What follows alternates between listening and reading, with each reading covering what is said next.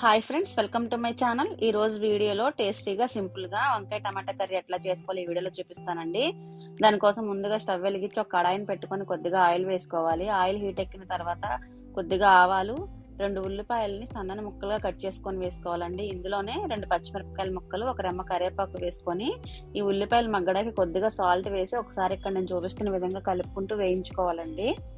ఇలా 2-3 నిమిషాలు ఉల్లిపాయలు సాఫ్ట్ అయి వేగేంత వరకు వేయించుకున్న తర్వాత మనం ముందుగానే కట్ చేసి పెట్టుకున్న వంకాయ ముక్కల్ని వేసుకోవాలండి. నేను ముందుగానే కట్ చేసుకొని ఉప్పు నీళ్ళల్లో వేసుకున్నానండి వంకాయ ముక్కల్ని.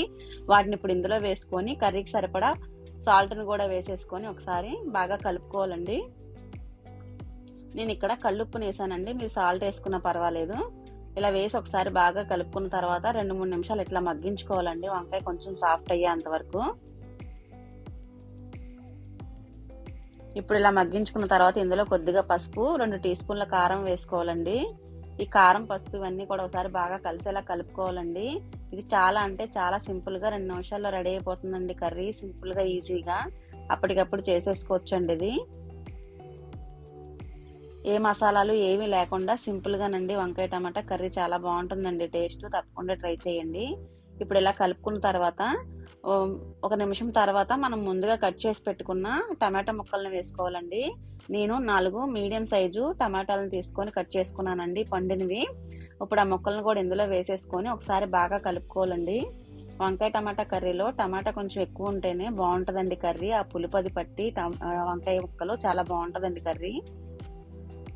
ఇలా టమాటా సాఫ్ట్ అయ్యేంత వరకు 2-3 నిమిషాలు ఉడికించుకోండి. ఇలా 2-3 నిమిషాలు మగ్గిన తర్వాత ఇప్పుడు ఇందులో 1 గ్లాస్ వాటర్ని పోసుకోవాలండి. వాటర్ని పోసుకొని ఒకసారి ఇదంతా బాగా కలుపుకోవాలి. స్టవ్ని మీడియం ఫ్లేమ్లో పెట్టుకొని ఈ గ్రేవీ కొంచెం దగ్గరకు అయ్యేంత వరకు 2-3 నిమిషాలు ఉడికించుకోవాలండి. చాలా సింపుల్ అండి వంకాయ టమాటా కర్రీ. లేత వంకాయలు అయితే ఇంకా ఈజీగా చాలా ఫాస్ట్గా అయిపోతుందండి. ఎప్పుడైనా వంకాయ టమాటా కర్రీకి లేత వంకాయలను తీసుకోండి, చాలా త్వరగా అయిపోతుంది. అంతేనండి, సింపుల్ గా ఈజీగా వంకాయ టమాటా కర్రీ రెడీ అయిపోయిందండి. చివరిగా కొద్దిగా కొత్తిమీర చల్లుకొని స్టవ్ ఆఫ్ చేసుకోవడమేనండి. అప్పటికప్పుడు లంచ్ బాక్స్ కాటికి ప్రిపేర్ చేసుకోవచ్చండి. నా వీడియోని లైక్ చేయండి, షేర్ చేయండి, సబ్స్క్రైబ్ చేయండి, పక్కనే ఉన్న బెల్ ఐకాన్ని క్లిక్ చేయండి. Thanks for watching.